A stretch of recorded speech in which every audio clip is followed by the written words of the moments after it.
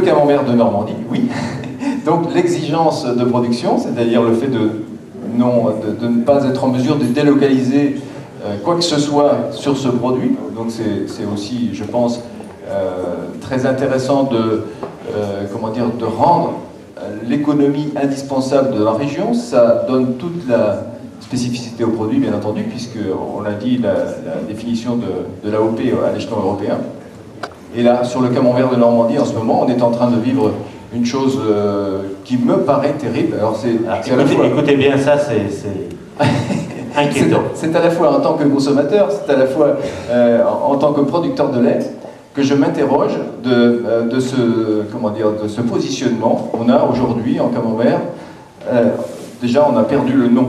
On a perdu le nom, il est parti dans le langage courant, on peut faire du camembert partout, et on peut faire aussi, et surtout, du camembert fabriqué en Normandie.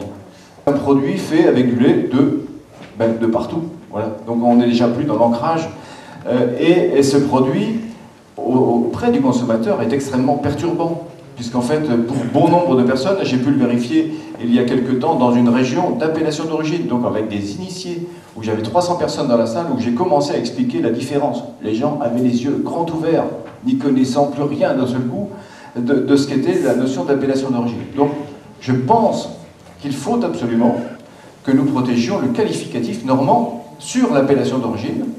À la France, je demande à l'Europe de nous aider à protéger nos noms d'abord. Le président du camembert de Normandie, c'est à la fois le consommateur, c'est à la fois le membre du comité national qui s'exprime sur cette nécessité de faire les choses clairement, rien que sur les noms. Qu'est-ce qu'on peut faire sur cette dualité qui existe? Camembert de Normandie, camembert fabriqué en Normandie. Et c'est toujours un peu la contradiction que nous avons dans notre pays, c'est-à-dire que souvent on vote un certain nombre de règlements et en fait on se retrouve en difficulté pour les mettre en œuvre. Parce qu'évidemment nous avons intérêt à transformer nos AOC en AOP. C'est absolument vital. L'interprétation de la Commission européenne sur que tout doit provenir de l'ère dans laquelle se situe l'appellation. Comment vous le sentez, ce camembert de Normandie, par rapport à fabriquer en Normandie?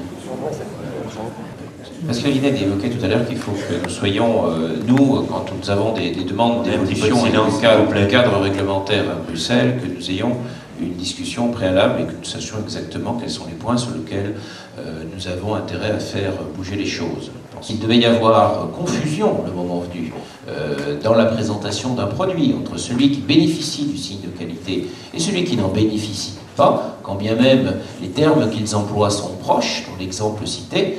Je pense qu'il faut être clair. D'abord, il y a des débats à avoir dans les instances de l'INAO, et là, je serais tenté de dire aux professionnels, il faut que ce débat puisse avoir lieu. C'est le lieu que les pouvoirs publics ont choisi et ont mis en place.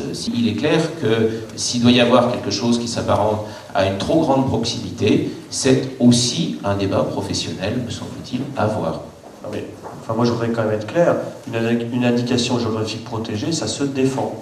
Je pense que si nous ne remettons pas un certain nombre d'acteurs dans l'appellation d'origine autour du qualificatif normand du camembert, nous pénalisons l'ensemble de la production laitière régionale.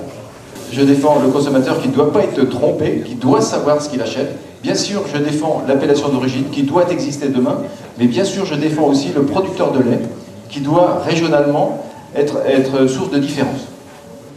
D'accord, merci.